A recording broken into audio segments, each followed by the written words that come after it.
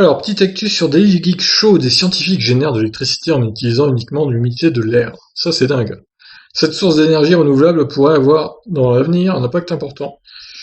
Surtout qu'en Normandie, il y a beaucoup d'humidité, hein. Et pas que là, d'ailleurs, en Bretagne aussi. Si nos amis bretons nous regardent, on les salue.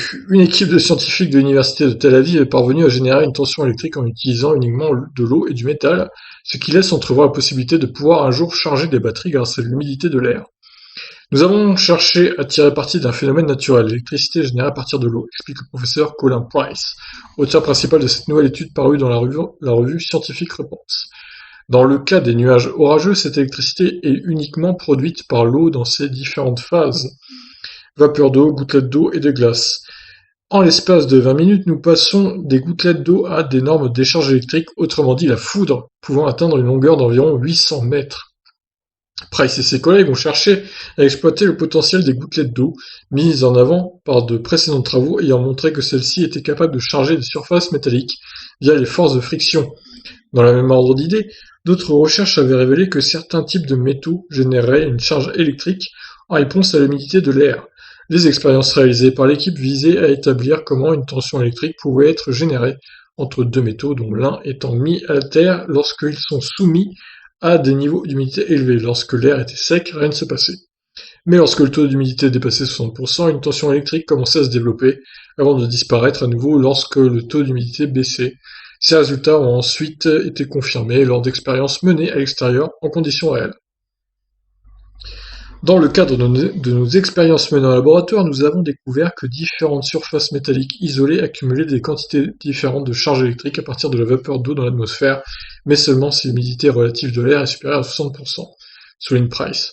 C'est compliqué quand même. Ce qui se produit quasiment tous les jours en Israël durant la période estivale et de façon quotidienne dans la plupart des pays tropicaux.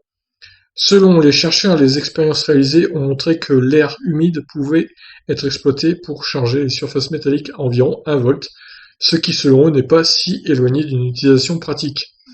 La tension d'une pile AA étant de 1,5 V, il pourrait être envisageable dans un futur proche de développer des piles pouvant être chargées uniquement à partir de la vapeur d'eau présente dans l'air. Exploiter cette source d'énergie renouvelable aurait des implications importantes pour les pays en développement, où de nombreuses communautés n'ont toujours pas accès à l'électricité, mais où le taux d'humidité flotte constamment avec les 60%. Oui, notamment les pays asiatiques, très très humides pour le coup, et très pauvres. Vietnam, etc. quoi. Par exemple. Cambodge aussi. Bon bah écoutez, c'est intéressant ce truc-là. Alors après, est-ce qu'ils pourront se servir de ça pour recharger des batteries énormes de voitures électriques, par exemple? Bon, rien n'est moins sûr, mais l'idée est bonne, l'idée est pas mal. Si on pouvait se servir de l'humidité ambiante pour recharger même des piles, ça serait déjà pas mal, hein. Et le must serait vraiment d'utiliser la foudre, d'apprivoiser entre guillemets la foudre pour recharger des accumulateurs de façon très très rapide avec beaucoup d'énergie. Bon là on part encore dans d'autres trucs, je pense pas que ce soit possible, mais bon, on ne sait jamais, hein. Sur ce, je vous laisse réagir, qu'en pensez-vous de cette nouvelle technologie entre guillemets? Ciao!